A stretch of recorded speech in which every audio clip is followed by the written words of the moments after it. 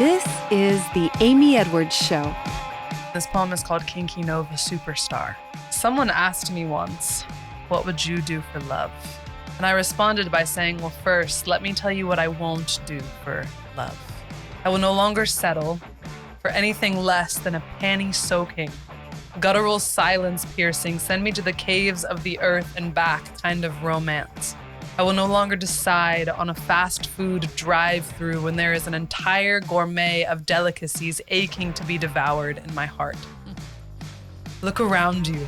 We are multi-dimensional, galactic traveling, Eros-dripping space cadet gods that are bending time with our tongues. We die and come back to life every night when we lay our heads down to sleep, yet we settle for beige-colored corporatism and curated Instagram algorithms and fucking each other as one flat Stanley to another in the dark disguised as romance. We've decided on just good enough and call it a life, but I refuse to have just good enough, so let me turn on the lights. I refuse to fall in the line with zombified mediocrity, to contain the heat of my primal passion into a jar of capitalized modesty, to pretend that I am less than a consecrated prodigy. So what would I do for love, you ask? Well, when God says jump, I'd say how high. I'd ride a polar bear to Mars and break every limitation we're told to abide by. I'd turn myself inside out, walk on my hands, speak only in interpretive dance, paint my eyebrows blue, swing on the moon, never again wear shoes, and die 1,000 more deaths if I have to. I'd travel by horseback from South Texas all the way to the northern tip of Canada just to get a goodnight kiss. I'd swim 2,000 miles into the black oceanic abyss, tape wings to my shoulder blades, learn to fly, turn myself into a magpie if it means I just get to look into your eyes. I'd shave off my eyebrows and knit them into socks. If you have cold feet, I'd go utterly mad, become a recluse who only talks to the trees. I'd reincarnate as a bee and land on your knee if it means I get to hear you every time you sneeze. I'd disguise myself as a lawyer. I'd break you out of jail for free. I'd flee the country, change my name if it means I am never again asked by a lover to be more sane. I'd become Amish as the world looks at me astonished because they can't believe this being is that courageous, that something as flippant as love has riddled them that outrageous.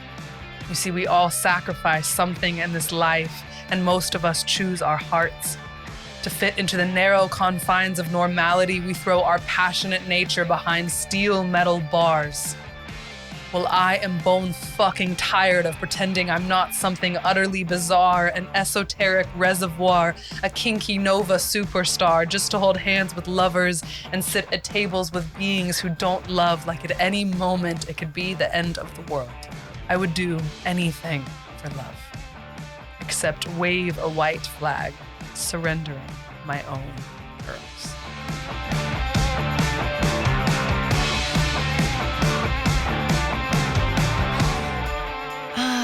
Hello, and welcome to the show. I know I don't have my headphones on if you're watching. It's really like my radio background. It's like throwing me like into a different mode, but I like it. It feels good. I'm freeing myself, and that's what we're doing today, because we're welcoming someone who is all about like letting ourselves be free, dive into our souls. And I am so excited because I've admired her for a long time. So today we're welcoming Emma Zeck. Emma is a poet, singer, songwriter, performing artist, and the creative force behind Renaissance Mystery School. Channeling the forbidden feminine, she's here to inspire us through music, poetry, ritual, and myth, inviting us into that soul awakening. And she has a Substack called The Red String, sharing mythic essays, raw transmissions, and helping guide women to rediscover their wild feminine genius.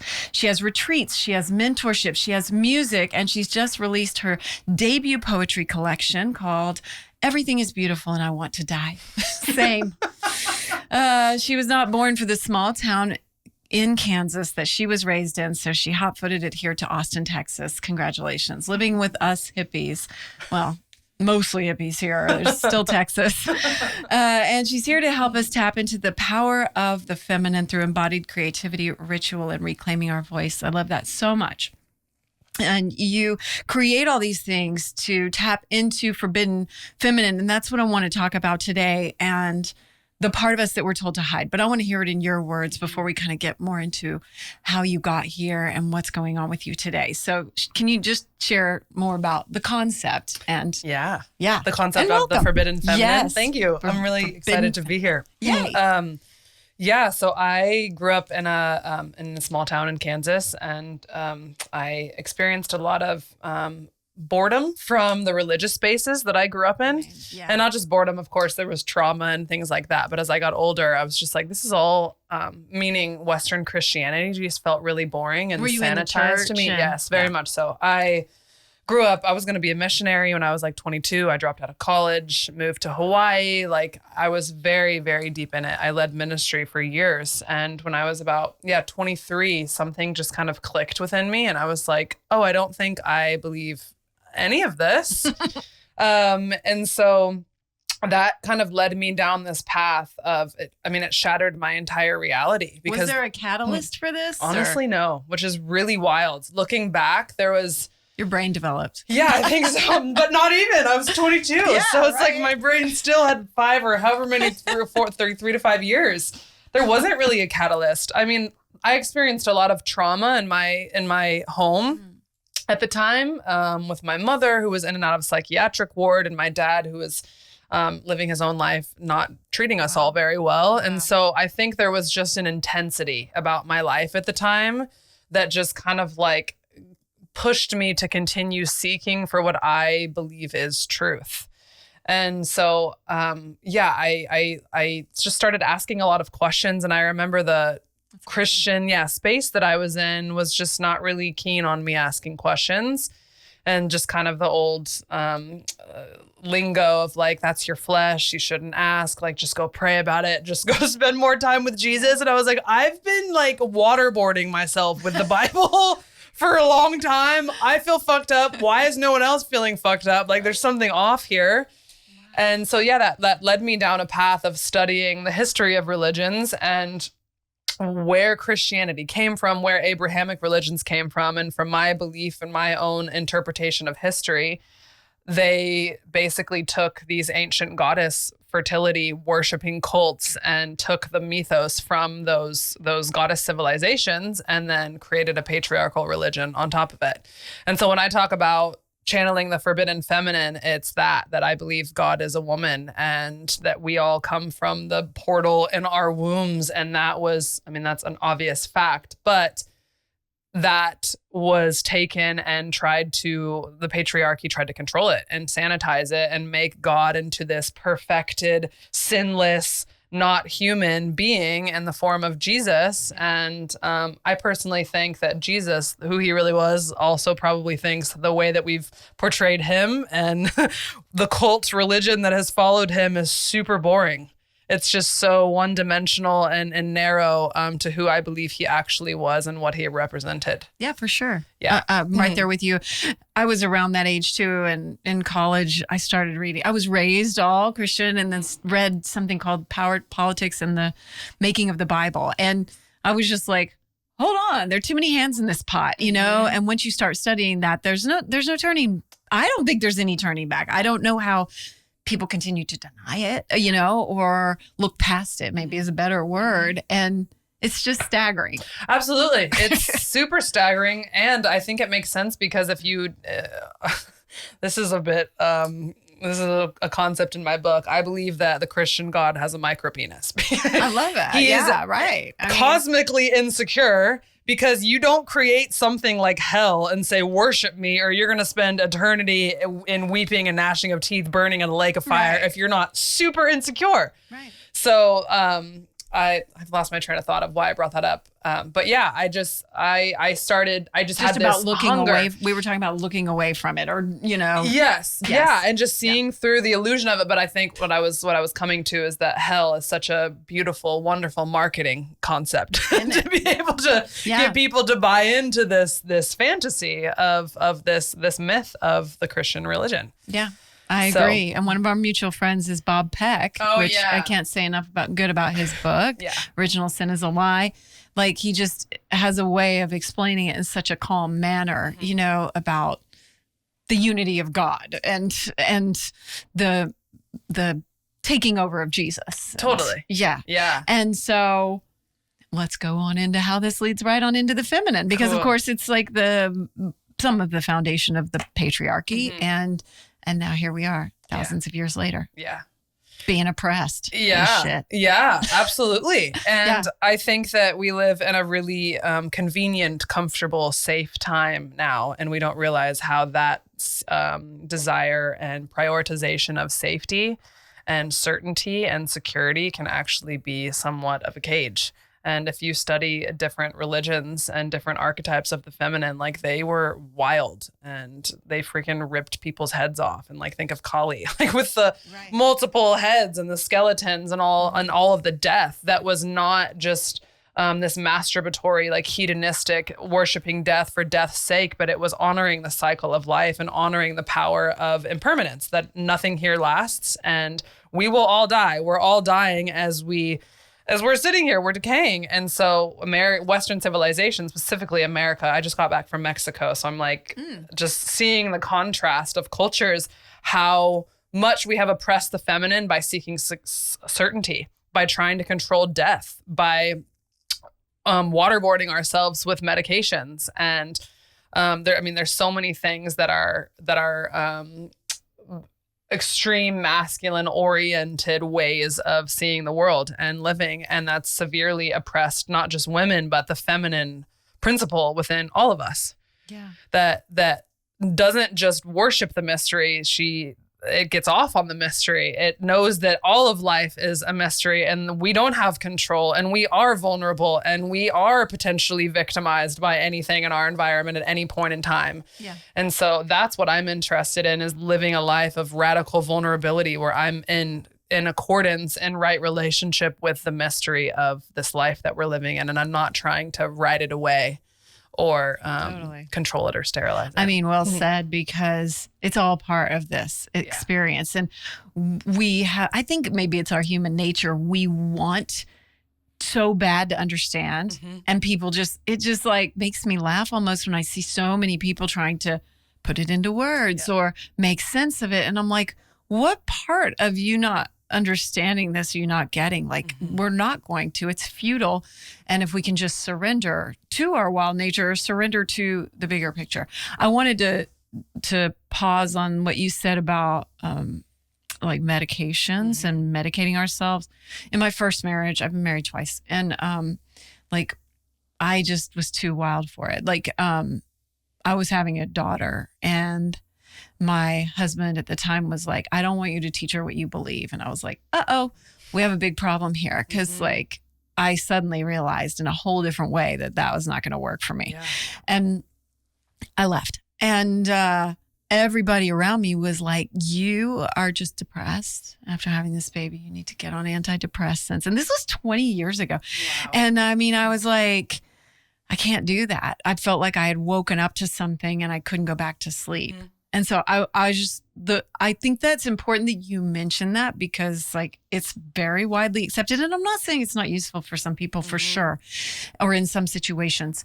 But in my particular situation, it was like a way of numbing or something. Totally. I want you to expand. Absolutely. That was the way that I've experienced it as well. My mom actually was put on a crap ton of I bet you had a front row seat to this. Because she was a victim of narcissistic abuse. And so that completely like made her have symptoms of mental illness. And then she was with a Christian therapist who was like, why can't you just forgive your husband? Oh yeah. Yeah. I just got chills. Yeah. So I watched my mom quite literally. She attempted suicide multiple times at the hands of, I blame it on Big Pharma. Like, I don't know who else to put the blame on.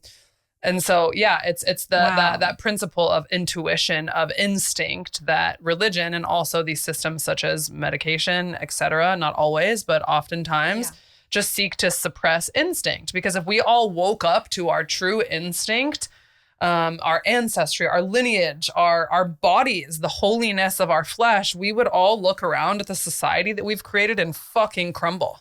We would drop to our knees, because especially here in America, like the way that we live is not how it's supposed to be.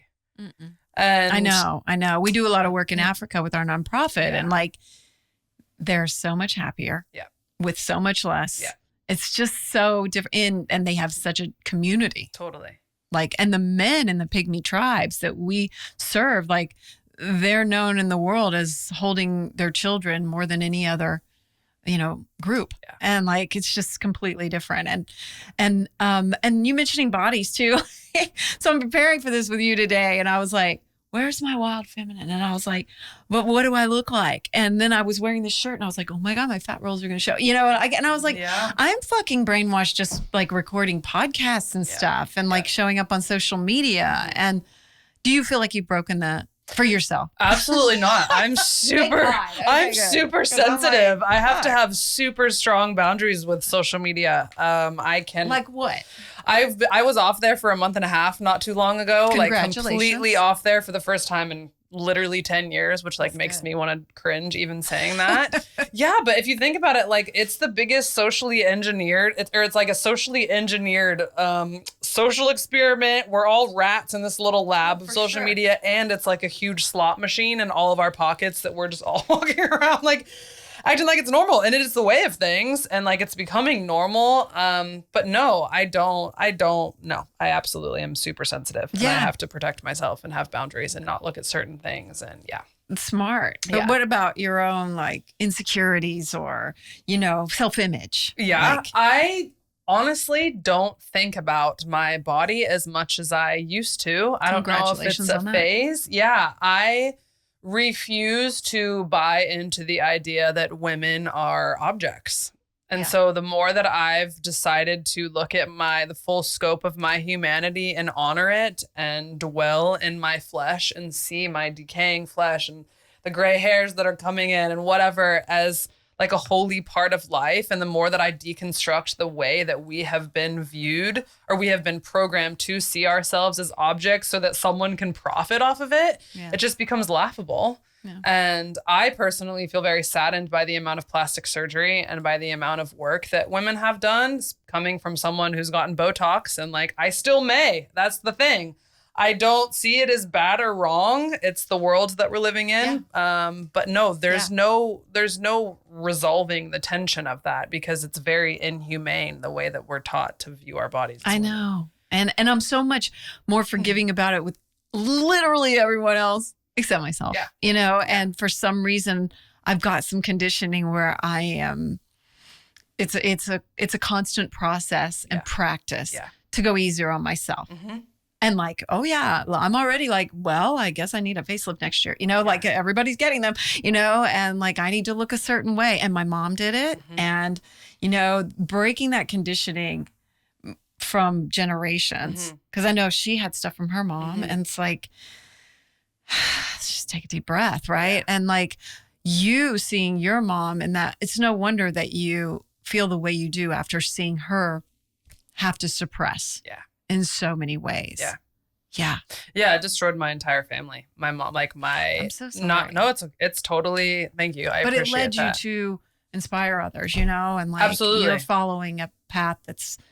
Absolutely. I absolutely see it that way. Like the situation with my immediate family feels like perfect material for my work. Yeah. To be quite honest it is. With you. Yeah. It really is. Absolutely. How are they how do they take everything? Well, my extended family thinks I'm a demon witch. And I'm perfectly okay with that because I am.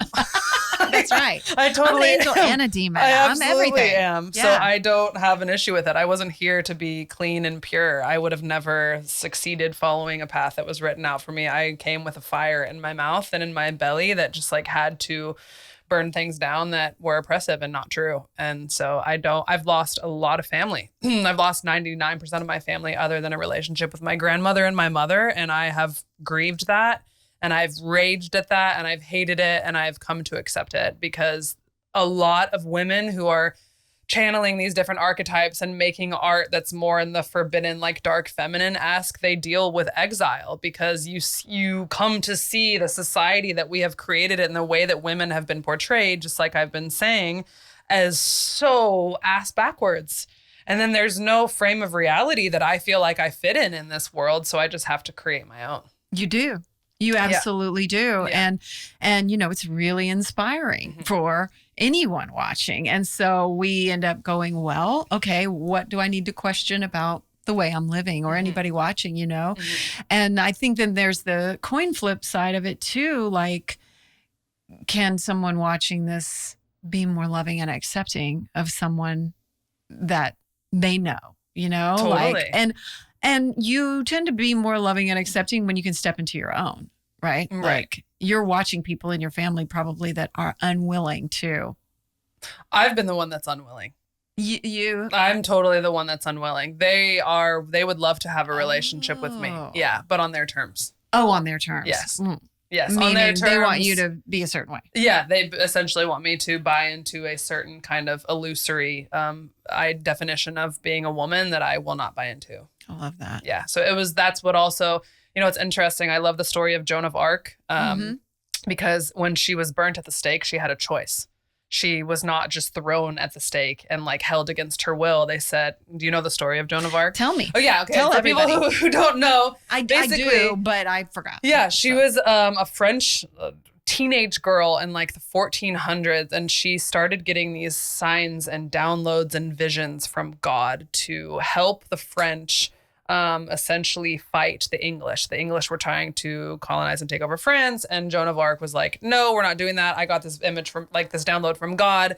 God told me I need to raise up an army. I think she's 13 to 16 at this point, in a time where women are seen as quite literal like chattel and property. And having babies at that exactly. age. Yeah, and she comes in and is like, hey, I'm hearing these visions from God. She goes to the King of France at the time. He believes her. She gathers an entire French army behind her, and they fight the English and they win. And what's so cool about that is the whole time she did not wield a weapon. She did not fight anyone. She literally just rode a horse, led this army with a banner, just like to hype them up. And then after they won the battle, the English monarchy at the time, basically the Catholic Church, came and took her and tried her for being possessed by demons. And they basically were like, if you admit that you're possessed by demons and you stop pretending that you're like ordained by God, we will spare your life. And she said no. And she decided to be burnt at the stake because the truth that was within her was much more powerful than living a long life underneath a lie. Yeah, fuck yeah. So it's really interesting to think about the time that we're living in and why so many women are depressed and why so many women are manipulating their bodies because they think it's going to make them happy. It's because we may not be being burned at the stake anymore or have a sort of really overt kind of oppression, but we're doing it to ourselves. We're staying in family relationships that make us feel like shit. We're entertaining men who make us feel like shit. We're choosing to view ourselves in certain ways. We're choosing to stay in relationships with women who we feel competitive. Like there's just so much that we're doing to ourselves because the psyche of women has been taught to either you're going to be burned or you must burn yourself. Yeah. Yeah. Yeah. And I remember my mother saying to me, like, a lady is someone who always makes others feel comfortable. And she was like, and she told me I was like that. And I was kind of proud of it. And then the more I thought about it, I was like, fuck, I'm like, that's not good. That sucks. I don't want to make everybody feel comfortable. Yeah. You know? And I mean, I catch myself doing it all the time. And sometimes I'm just like, oh, I want to keep the peace in a situation and be polite. But man, I'm not sure why I'm doing it sometimes. Yeah. I did it just the other day. And like this guy irritated the shit out of me. And I know he's friends with Justin. And, you know, and I can tell he treats me differently because I'm a woman. You know that thing. And the whole crowd was kind of a good old boy like vibe. And so I dealt with it, but I'm pretty outspoken anyway, but I kept it to myself. But I told him afterward, I was like, listen, I'm not going to keep my mouth shut next time. And then I questioned why I do. And is there a better way to do it without, like, I don't want to make friends. I don't want to make people uncomfortable. Right. But maybe I do. Right. So what is your advice to that? Yeah. I mean, I love making people uncomfortable. Maybe that's it. Maybe we shift it like into like, something deeper. Totally. Like, are you willing to go there? Yeah, like that absolutely. kind of thing. Are you willing to be seen as like a bad girl? Are you willing to be seen as a bitch? Are you willing to like create some tension, which like, that's another thing that's really interesting is like in that situation, and this would probably relate with a lot of women, he was the one that created the tension in the first place. 100%. But it's like we blame ourselves 100%. of like, oh, if I say something like, he was the one that fucking did it. He was. So like, it's just so interesting how we're so taught to gaslight ourselves and be like, oh, well, I'm so sorry. And it's like, my mom has a similar thing. Like I grew up always hearing like, just be a good person. I just want to be a good person. I don't care about being a good person anymore. And actually, it just means you have a different definition of what a good person 100%. is. Like, and when I say good person, when growing up hearing that was similar, like don't make anyone else uncomfortable. Just always be kind. Like make sure that everybody's taken care of. And I'm so over it. Like if that makes me selfish or that makes me rude or inconsiderate, I know that I best serve the world when I am in my power. And I sometimes you have to make people uncomfortable doing that. And a lot of times it really does make people uncomfortable. And that's something that we just have to not even like or enjoy, but just accept it for what it is. Yeah. Yeah. Yeah.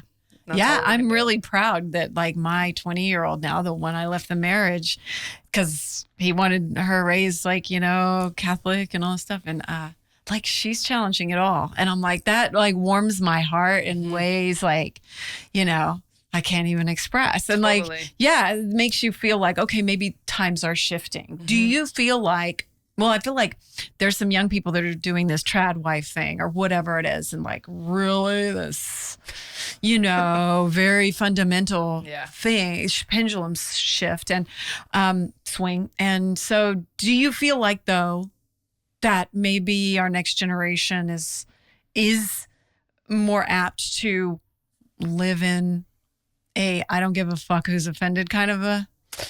I don't know, to be honest. No. I would hope so. And I'm kind of a nihilist about the future. Are you? To be totally honest with you, I feel that... I kind of gathered that. Yeah, there are... I mean, like my book is about the apocalypse. My book is about the end of the world because I do feel that this era that we're living in now is the end of one world. Not that we're going to blow up and smoke and all die. I mean, we might. Who knows? I mean, yeah, I've been on this earth for 50 something years now and I'm like, maybe. Right. They are always saying it. Totally. But probably not. Right. Probably. The odds are probably not going to happen, but if we did, whatever. But so when I say the apocalypse, that word means the great unveiling. It's like the unveiling of truth. Yeah. Okay. And so I don't feel hopeful about the future. And I don't think that makes me not enlightened. I don't think that makes me, maybe I could meditate more. I don't know. I just think that with AI and with how crazy the world is right now, I see the world going to, I don't even want to say a dark place. I think it's what needs to happen. When I say I don't have hope for the future, I mean that there's so much corruption and bullcrap and lies and centuries of colonization, no matter your race, no matter your ethnicity, no matter where you come from on the planet, that has to surface so that eventually down the road, there can be this kind of turning of the tides where humans can live in harmony with the land again. But I think it's going to get really dark before we get to that point. So sorry to... shit on your question, but I don't know. I would hope so. Yeah. I feel kind of hopeful about it.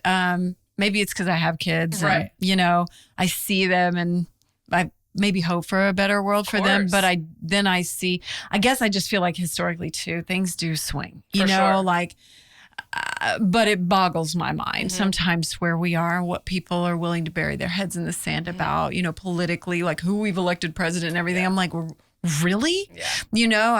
I don't get it. So how do you, find hope in that? I don't really know. I've had periods without hope for sure. And so, I guess the point is it's okay. Yeah. Either way, like it's okay. Absolutely. Well, and I also think there's a really real, authentic place in that sense of like hopelessness where it's like, what else can I do except fully immerse myself in my life and in my relationships and in the people around me because this is all going to end. No matter, even one if, way or the other. Right. Even if it ends in a beautiful freaking like Disney romance way, or it ends in like a blowing up in flames type of way. Like either way, it's going to end. And so I guess my more concern is now is like, if we want to, whatever future we want to have, how are we actually creating that? And the way that I see the world is through the lens of the feminine, specifically the forbidden, all that we've been talking about that's been severely suppressed and neuterized. And so bringing that back to the surface is how I, create the future that I would, if I had kids, I would want them to live in. Yeah, I know. It's just like, how can we do it right here and use ourselves as, change starts here. And I've seen that time and again in my life. And like, once I work on me and not in a good selfish way, right? I had an interview not too long ago with someone about everyday beauty, and she was talking about create before you consume.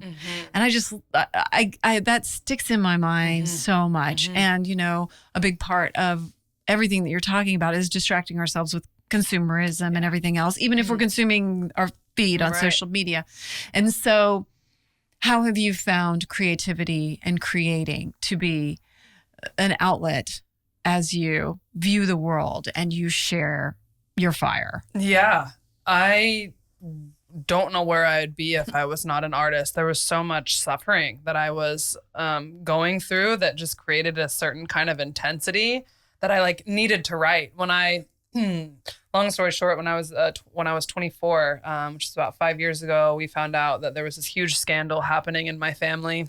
Oh. And another like reality, another reality flip. And it's a really long story that I won't get into. But anyways, I started writing publicly about it because that's what I do. Yeah. There was so much gaslighting, and there was kind of one reality that was trying to be written by my father and by people on that side of the family. Do that. Yeah. And so I saw the truth, and I understood what was really going on underneath the surface. And so I had no support, and I had to write about it. And so I come from a really small town, and I like outed my family's dirty laundry on Facebook, and I just didn't care because it was survival for me.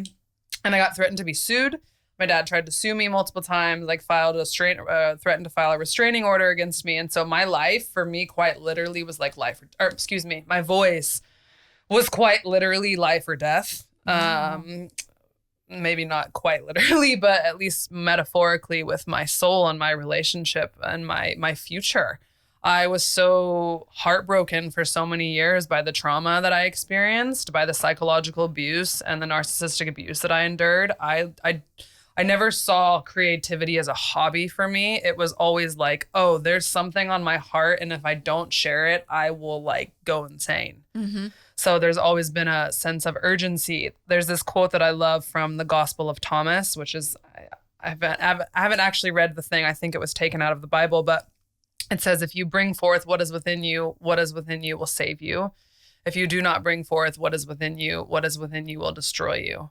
And that's kind of been the whole mythos of my life, my relationship with my art. Oh, I'm glad you mentioned writing too, because that's accessible to pretty much anyone. Yeah. And like if somebody was listening and thinking like, oh, I'm not artistic, or some other bullshit, like you are, by the way, then, even just writing and no one else even has to read it. I know that for me, so many times if I'm just like putting it down and getting it out, and I mean, that is an act of creation. Yeah, absolutely. And that's another way that like society has kind of hammered that out of us with celebrity culture and Hollywood, which is not bad or wrong, but we see artists and actors and dancers and singers, and we're like, oh, you have to be good at it. You have to be a professional. You have to do it as a career. Like that's the way our ancestors used to pray.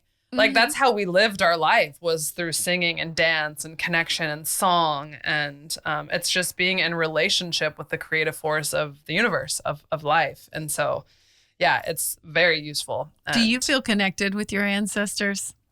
I do now, actually, yes. Yeah. I'm a belly dancer as well. And cool. Yeah, yes. And this was like a year and a half ago, I had this random phone call with this psychic lady. One of my old friends was like, hey, there's this psychic that I've been talking to in Huntsville, Alabama. You need to get over there. I was like, this is so random. I'm so here for it. I like the Huntsville right? part. Yeah. And she literally talked on the phone like this, and she was like, all right.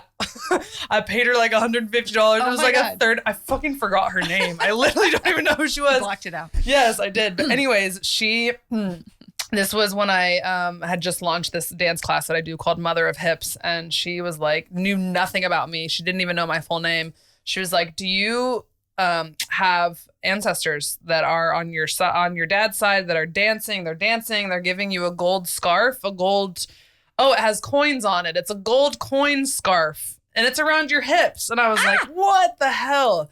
So that kind of spurred this whole journey of truly trying to like having a practice to connect with my ancestry, which used to plague me as an American. Like not having that connection used to really, really hurt me. I'm really interested in this because I don't feel connected to my ancestors. Really? Yeah. And I mean, I've done all sorts of things, but I really don't. And I'm like, does that mean maybe I'm free from something? Does it, I've kind of questioned it, or maybe I need rituals to get more in touch. So tell me about this plagued you. You need to pay $10,000 to go to a Joe Dispenza retreat. And then. For real? No. I mean, I'd consider it, but I don't think I need that. I'm just getting my retreat, $15,000. I'm kidding.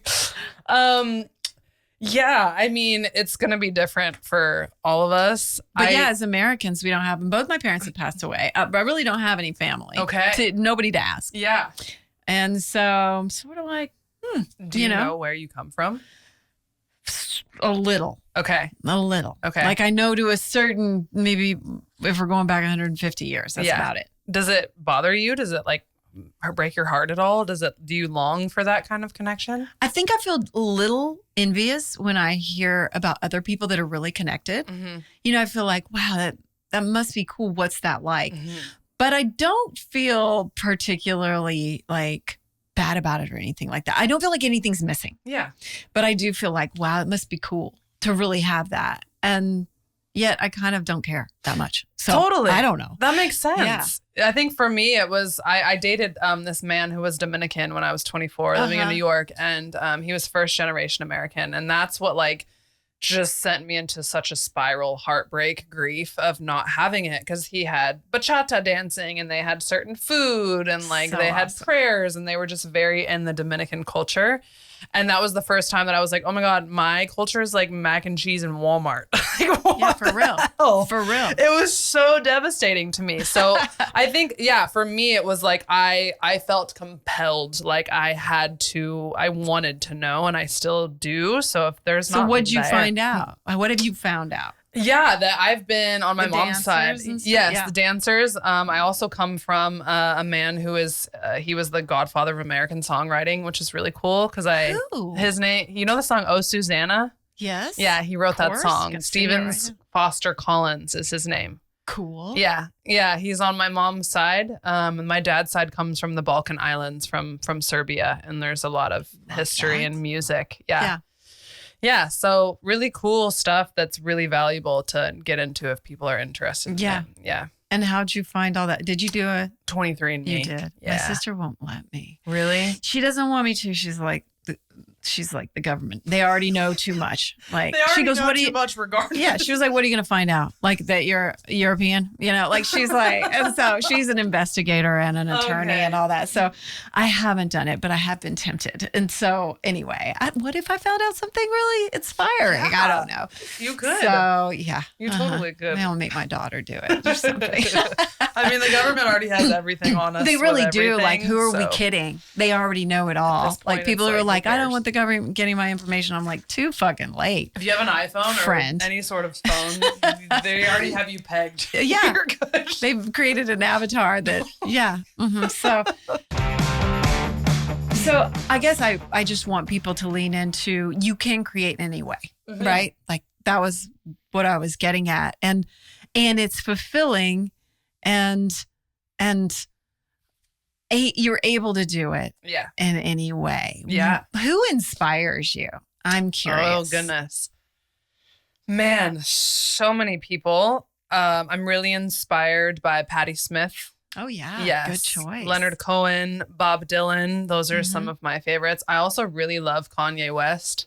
And that's very controversial because he's gone absolutely Not a fan, off personally. his rocker. Mm-hmm. Yeah. Mm-mm. I'm inspired by also, I'll come back to Kanye, this man named Charles Bukowski. I don't know if you're familiar. Yes, I do. Old poet writer. This is Yeah. a bit of a controversial take, but people like Charles and Kanye West, total assholes. Shit people. Right. Not great. I think they're talented artists. I can separate that. I also really appreciate how fully themselves they are. Now, that is truly inspiring, right? Yeah. When you see someone, you may not agree. Totally. Doesn't mean you have to agree, but you Totally. can still find inspiration. Absolutely. Well, not even necessary. I find inspiration from Kanye West's old music. I don't feel inspired by him at all. I think he's a total idiot now, but I really, it's almost like sometimes I'll talk to my friends about Donald Trump and I'll be like, love the audacity. Like Sure. the Like, fact that we wow. all, especially as women, obviously don't go harm people and bomb countries and like do really insane corrupt stuff. But like, Right. what could we do as women if we had that level of commitment? If we were able to be like Kanye West and be like, I don't give a shit what any of you think about me. I can do whatever the fuck I want Right. in a way that's integrated and healthy and life-giving to the whole of humanity. Like, that's why I feel, I guess you could say, inspired, or just I just respect them because I don't agree with anything that they're doing, but they are just very much who they are. And I'm someone that has dealt with so much insecurity of like, well, oh God, what are they going to think of me? Oh God, if I do this, then that. And then, oh my God, I can't believe 5 days ago I said that to that man and I'm still thinking of it. Like, so that just doesn't feel like it's a thing there. Yeah. So I kind of draw from that audacious, like convicted type of energy, even if I don't agree with anything they're doing. Yeah, that's true. I can see that perspective for sure. For me, I just can't spend my time there. Oh, Like, absolutely. I cannot. Like, there's so many other things to spend my time on. And so I'm just like, I'm gonna nope out on this one. But, Totally. But like, hey, thank God we live in a free country. Yeah. Sort of. What does Right. that mean anymore? whatever that means. Tell me why your Substack is called The Red String. Because when my mother was in the psychiatric ward years ago, when she was going through her bout of madness, she got a vision from what she described as her higher self, holding out a string to her. It was a red string. And this mirage of herself was like, just grab onto this string and walk towards me. And my mom said every single day when she was in the psychiatric ward, from that moment, she grabbed the string and was just like walking towards this version of herself that crawled out of an abusive marriage, that like basically metaphorically put me as her daughter on her back and like just burned down so many systems that were quite literally trying to kill her. So I believe that every woman has this red string in her lineage and her psyche and her soul that is leading her to her destiny. Yeah. So that's what the red string comes from. Do you think people that don't follow the red string still have some sort of destiny that maybe we can't even know? Absolutely. I kinda do, right? Yeah, I think that I believe myself to be born into a very certain lineage of the feminine, and that's not going to be for everyone. Some people are more of like the Aphrodite flowers and incense and rose oil type of things. I'm like black leather, like heretical, blasphemous, a little bit raunchy type of lineage. And so that is my version of the red string. We all have our version of the red string. Mine just happens to be coming from this very punk rock, country outlaw type of lineage. So I just believe it's everybody's destiny. Yeah. Yeah. And I mean, you started it young. That's good. I did. Like a lot of people don't find that voice until they're older. Yeah. I mean, it makes sense. Our society is not set up. To have people go on any sort of soul's heroes, heroines journey. And so I feel grateful for, I don't want to say I feel grateful because a lot of the shit that I went through, I would not go back and repeat, nor would I wish upon anybody. But it made you who you are. Absolutely. And I know that it's given me a launching pad for a really incredible body of work that I believe is going to change the world. There you go. So, yeah. I'm here for it. Very much so. Yes. You know, one of the things I saw on your website was like descent. And I wonder, like, do you think of that descent as like a descent into your soul? Because I think it can have those like hell connotations or something. So, I mean, personally, I did a podcast with East Forest. I don't know if you're familiar with him. And, we talked a lot about God being everything. And I think there's such a denial about God being everything. It's like, oh, but not that. And I'm like, if you're saying God's everything, but not hell, like not that doesn't make sense. Totally. That was one of the things that parted me from the Christian doctrine of like, God created everything. And I'm like, well, then who created Satan and who created hell? And I know. I'm confused. For me to East Forest, I was like, okay, so we're talking about serial killers. Like we're talking about Ted Bundy. Because like I tend to go there, and he's like, yeah, and really like we aren't allowed to take some things out of it. Absolutely. Yeah. Totally. And so I guess the question is something about dissent and how you view, dissent.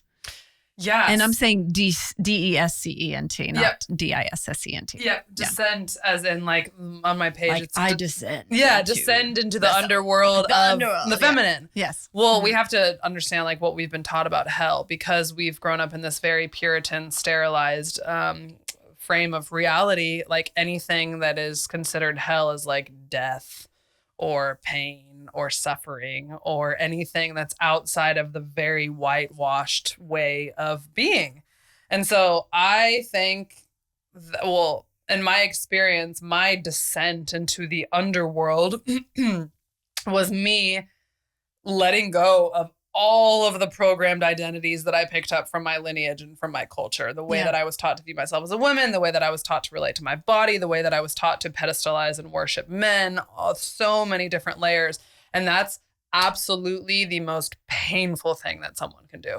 When you're shedding skin like that and you have no solid ground to land on, when you're disillusioned by every single societal structure that we have, from the education system, from the medical system, when you start to see through everything, it can annihilate you. Yeah. People kill themselves over this. It's a spiritual awakening. It's like a Kundalini awakening that people literally kill themselves over because it's so monstrous and gargantuan and just big to see the ways that we're living under corruption and illusion. And so to me, dissent is that. Whereas in the Christian doctrine, that would be considered, oh, you can't. It's like when in the Garden of Eden, when the serpent tempts Eve and she takes the bite from the apple and understands the knowledge of good and evil. We've labeled this serpent, this descent, as hell or as Satan or as Lucifer. But that's actually, if you look at the etymology of the word Lucifer, it means bringer of light. Love it. Lucifer, morning star, bringer of light. So this darkness that we're taught to fear is actually the other side of God, I believe. And again, if you look at gods like Kali or Medusa or some African goddesses that are like considered violent, or even just look at Mother Nature. Yeah. She kills people. Is that evil, or is that just the way of things? It's just the way of things. Right? It depends on the lens that you look at it from. Yeah. Well, I mean, this is just the life we're living. This is the hand we're dealt. Exactly. And if God is everything, then God is everything. Totally. So. Yep. There's last thing I'll say about that. One of my favorite movies is the movie Wild. It's about. I haven't seen it. Reese Witherspoon. It's one of my favorite stories. Yes. I haven't read the book either. I should. Yeah. It's about this writer named Cheryl Strayed. She loses her mother when she's like 29. And she goes through this deep, like gets addicted to heroin, starts having sex with all these people, just like goes into a deep descent. And during her descent, one of my favorite quotes from that movie is, God is a raging bitch. Yeah, sure. Why not? Right? Yeah. And God is beautiful and God is love. God is also hilarious. Exactly. And absurd and raunchy and gross and filthy. I mean, all of it. It's all of it. All of it. Yeah. So, and I think that's like part of this mystery of like this thing that so many people are unwilling to dive into or just allow. Yeah. Allow. Yeah. Really. That's what it's about. Right. Okay. So how do you, let's get practical for a second. Okay. I'm a really super Virgo. I'm like, like I love a list, and I've probably been driving you nuts. No, I love it. I love it. I also majored in philosophy and religion. So, but I love like getting down to some practical steps. And so when you work with somebody, do you have some practical things that they could possibly enact in their own life in order to get more in touch with that or create? Or like, what do you recommend? Yeah, it depends on the person, of course. I really focus on people telling the absolute honest truth with themselves. That feels Big like thumbs up to the that. best medicine. Sometimes it's just hard to know, you Absolutely. know, like, and then you're like, gosh, how do I even get in touch with that? What is that? You know? Yeah, absolutely. And so I am a double fire sign, and so my nature is very fiery. So what is that? So double Sagittarius. Oh, yeah. Okay. Yes. Which basically means that I have a lot of fire, quite obviously. And so when I work with people, and I work with women primarily, they usually come to me because there's some sort of like block that they feel that they have, or some sort of illusion that they're buying into. And for me, it always comes down to the family of origin.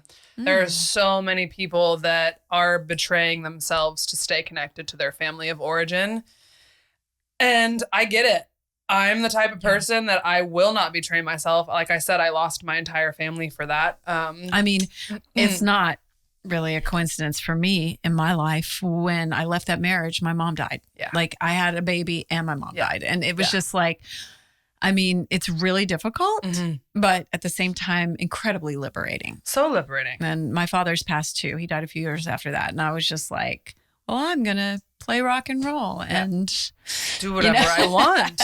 And so do whatever the fuck I want. Yeah. So it's really interesting how that happens. So to answer your question, like that's usually it that you said that comes down to that. It does. Yeah. And so that's what we have to look at. That's really good. And so what are, I think, you know, you just suggesting writing is such a good one. So for sure. Like, do you have certain prompts that you like to use with people or anything that you would guide someone to? And I understand it can be very subjective, but.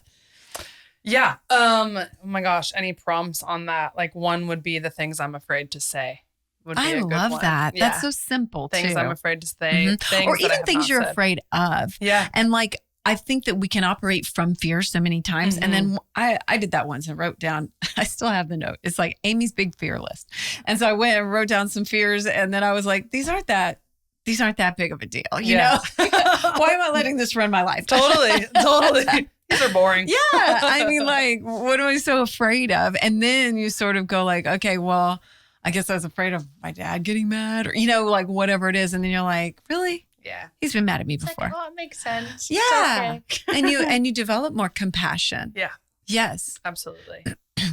Okay, here's a question. Speaking of compassion, do you feel compassionate for men at all who have been just products of the system? Absolutely. Yeah, I think 100%. Yeah. Yeah. And I to a degree. won't put up with their bullshit. To a degree. And then I'm like, I don't have the patience for it. Yeah. I think compassion and patience are probably different things. I think you can, have true. Because again, that's another thing as women, like we're taught to be so compassionate that it's like we're all forgiving and it's like this unconditionally loving mother. It's like, no, what if compassion is like, I see where you're coming from and also fuck off. I get why you're this way and I don't want to be a part of it. Yes. And I have zero desire to even breathe the same air as you. And with compassion. Totally, with compassion. The fuck off. Yes, I'll be my middle finger. Yes. No, I like that. You know, there is. And I can only tolerate like a certain something at a point. It's like, wake up. Totally. You know? Totally. Yeah. And I think that's love right there. Yeah. I mean, like love. Justin's compassionate AF. Like he's amazing, but he's still, you know, raised as a white male in the United States of America and can't see some things sometimes. Like we were driving yesterday and listened to the same station for like, I don't know, a couple hours. It was someone serious. And I was like, we have not heard a female artist this entire time. Wow. And he was like, oh. You know, or an artist of color. It was like a rock station. And I was like, really like nothing, you know? And like, I don't think sometimes guys notice, you know? And it's just like, there's a lack of voices so many times that we're just conditioned to go with. Yeah. I mean, I can't tell you how many times you probably do this too. You see something advertised like a retreat or event or whatever. And I'll just look at the lineup and I'm just like, really? It's all... Yeah. Yeah. It's honestly, it's just uninspiring to me at this point. Stuff like that used to piss me off and I'll still kind of get a little angry, but I'm just like, this is boring. It is like, boring. it's so boring. One of my poems in my book talks about the concept of heaven and how I used to be. Oh my gosh, this is funny. I used to be afraid of going to hell, and now I'm afraid of going to heaven because the most boring people in the world are going to heaven. Oh my gosh. Like, Because really, it's like Dolesville, USA. I Right? literally almost said to Justin yesterday, I didn't say it out loud because I was like, I'll just keep this. But I almost said, the devil seems kind of like fun, like So seems like a blast. Like, and again, the way more bringer fun. of light. Like, Yeah. isn't that peculiar? Like, I agree Actually, with you. that's so fascinating. That's quite literally the Latin etymology of Lucifer is the bringer of light. I told my very conservative Christian grandmother that, and she about freaking like died of a heart attack. Did she appreciate it? No, or- she keeps trying to convert me to the Catholic Church. She's like, Emma, you should. I'm like, honestly, maybe I will, and I'll just haunt it forever. I'll just go convert Oh to God. Have you been to the Vatican? No, the Vatican's weird, isn't It's it? so weird. I've heard it's weird. I went, it's been like 30 years or something, but you could walk all day and there's just treasures literally lining the walls. And I'm like, what the fuck? It's strange. It was offensive. I found it offensive. Because why did you find it offensive? What could they do with all this money? Like, it was totally offensive. However, I did go in the Sistine Chapel and I cried. So I will say, that's really beautiful. There's a win for it right there. You guys get 1 point. Michelangelo killed it. Okay. He was inspired. Yeah. So I do recommend that. But otherwise it was offensive. And so, yeah, I was just like, I was just disheartened, like with the choices we make as humans sometimes, Yeah, absolutely. Well, and the religious industrial complex is a large money making thing. Yes. Yeah. Yes. So, all right. Well, let's see. What else do I need to cover on our list? Oh, I like this. I like that we talked about medicine, but performance and vulnerability and showing up can also be medicine. And I made a note about that. And I really like that. We can find medicine in so many other ways. Absolutely. You want to speak to that? You mean medicine as in plant medicine versus? Oh, no, I actually just meant the being creative and putting ourselves out there can be medicine to our souls. Yeah. Mm-hmm. Yeah, absolutely. Yeah. Well, and again, like you mentioned, you can do that in so many ways. It doesn't have to be having an Instagram platform or writing music or doing poetry. It can be quite literally anything. I think the point is to the writer that I told you about, Charles Bukowski. He has this quote where he says, "Find what you love and let it kill you." Yeah, I've heard that. Yeah, which is one of my personal favorite quotes because we are in the realm of creativity. Just like I mentioned earlier, we're taught that artists are for a select group of people. And if you don't have the juice, then you're not supposed to be an artist, whatever. But the reality is what I think Charles is saying when he says that is to let yourself be touched by something and to let it like pierce you, to let it shed identities that are not fully yours, to let it bring up uncomfortable emotions and grief. Grief is a huge part of the medicine of all of this process. When you start creating and allowing yourself to be impacted by the creative process. By anything. Yeah. By anything. I was just thinking about this. I think I was thinking about, the floods that happened and just really imagining what people went through in their last moments and stuff, which is dark. But I've done that numerous times, like with school shootings and stuff. And I think so many people are unwilling to even go to those dark places just for a moment and really imagine the anguish and fear and what people go through. And then once you do that, you can't not do something. Absolutely. At least I've found. Yeah, absolutely. Yeah. Well, and also too, like that, because that goes back to the fear of death and the need to control. Yeah. Oh, you're so right. Yes, it does. Absolutely. And so when you like I'll just bear that over here. Yeah, So I don't want I'm to think just- about that. Even though it's the reality, and that's the illusory of this Western civilization that we're living in, is we don't want to talk about it. We want to medicate it away, blah, blah, blah. And so that actually can become an ecstatic thing to ponder on. It's like, what would death feel like rather than like Truly. having it something that scares you? It's like, oh my God, that's so vast and wide and unknown and mysterious. Like breathing into that, that's a form of goddess worship. That's a form of the feminine, because that's the life or death. That's the impermanence of this reality that we're taught to look away from. But when you follow it down to its root, that's where you touch something that's beyond words. You touch the mystery and you're touched by the mystery. And that's actually being alive. It really is. Yeah. That's the only way to be alive. It's a massive part of this existence. Yeah. And we are fully denying it so many times, Yeah. you know? And it costs us. It does. Yeah. I took a class in college. It was the best class I took. It was called Death in America. And it was like an investigation into our own culture and how we handle death. And really, like, we do have our own practices around it. They're not great, but they serve some purposes. But it was just so useful because it just made me view death as such an integral part of life. Yeah. And so if this makes you uncomfortable, maybe there's a question to ask there, right? Yeah. Like, how can we get more in touch with that? Absolutely. And if you're terrified of it, like, how can you just let that fear burn through you and feel it as a form of transmutation, as a form of energy? That's like, and we're talking about the psychiatric meds and all the things. What does that come from? The need for that suppression.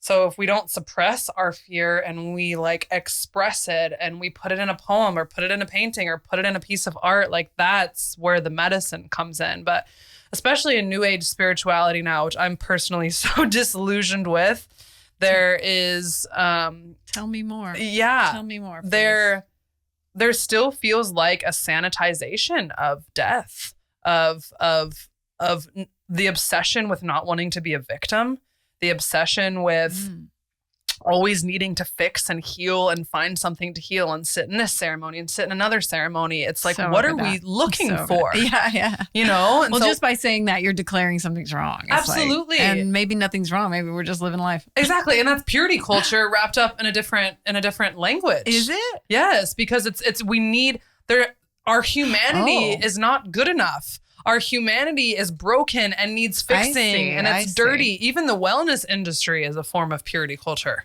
Oh, shit. Yeah. That might be me. Not all of it. Same. I was a yoga teacher. I did the whole thing. And No, it is. It is. It's like, It can fix be. this. It's It not always. absolutely can Yeah. be. That's Actually, one of the things I say on the show is like, we're good right now. You're good. Yeah. Like, you know, but there's no reason that tomorrow we can't feel even better or whatever. it is. Absolutely. And of course, Yeah. like, we want to better ourselves and take care of our bodies and heal certain wounds. If you have PTSD, whatever, any sort of mental suffering, like, that's holy and wonderful. But it's become this incessant need to like fix yourself. Yeah. And who's profiting from that? Now a lot of pseudo shamans are profiting from Big that. wellness. Yeah, Yes, right. yeah. And so again, it's a balance. It's nuance. It's not all bad, but the purity culture is just so sneaky and insidious.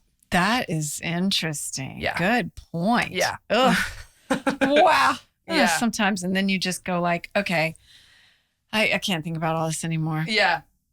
What do you do when you check out? Do you ever just have a moment where you're like, I gotta shut it all off for a minute? Yeah, absolutely. What do you do? What do you do? Just ponder myself living in a really big mansion with a long cape on, walking around with a martini.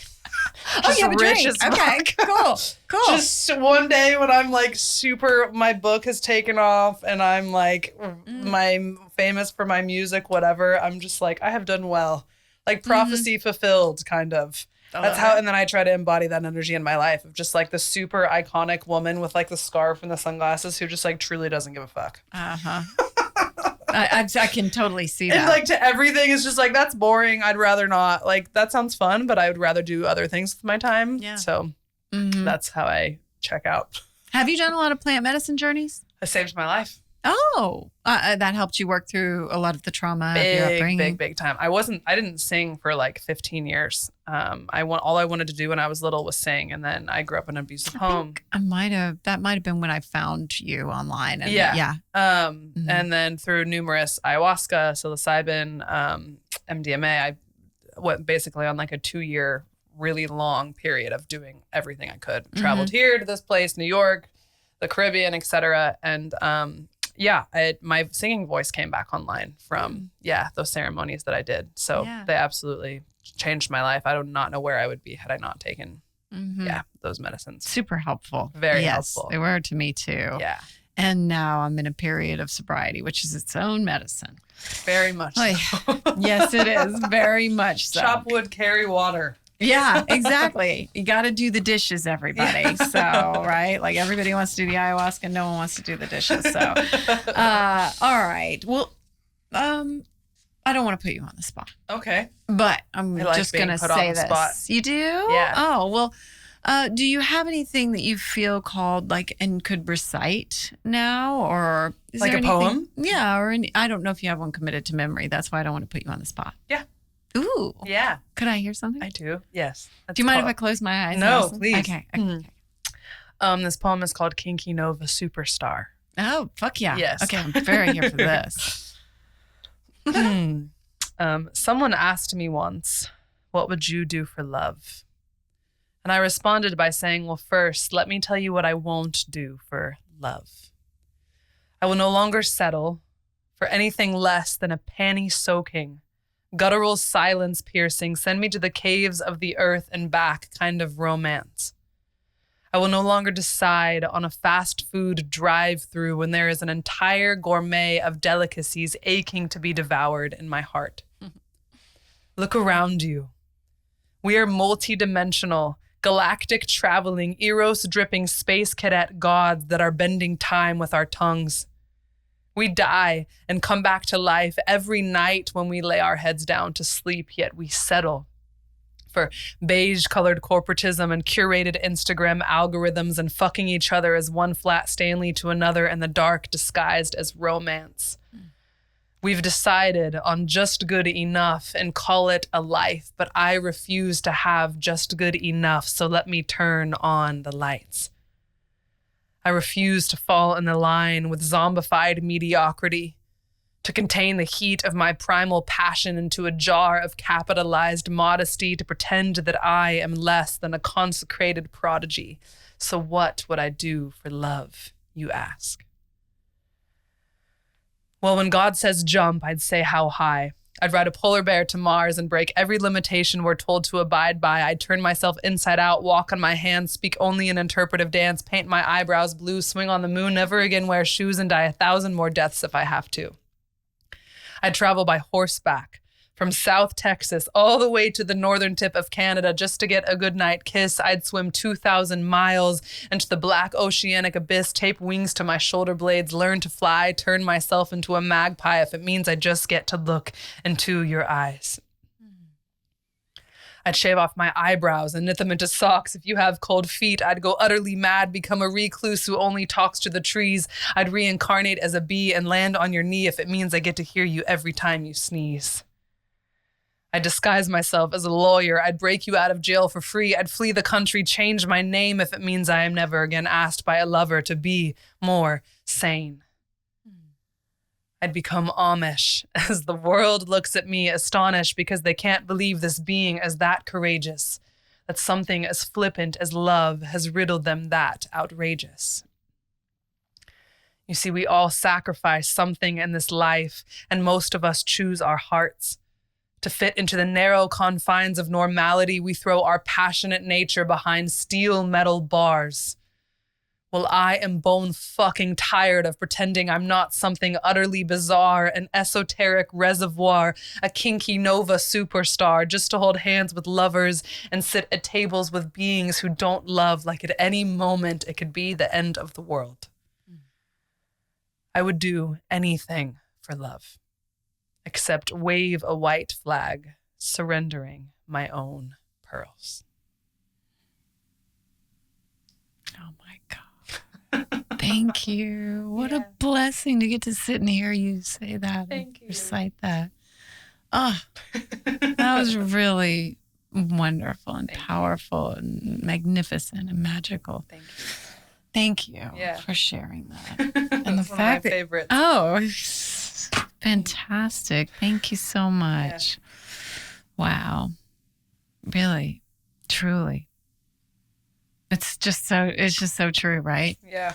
Like, why are we settling? Yeah.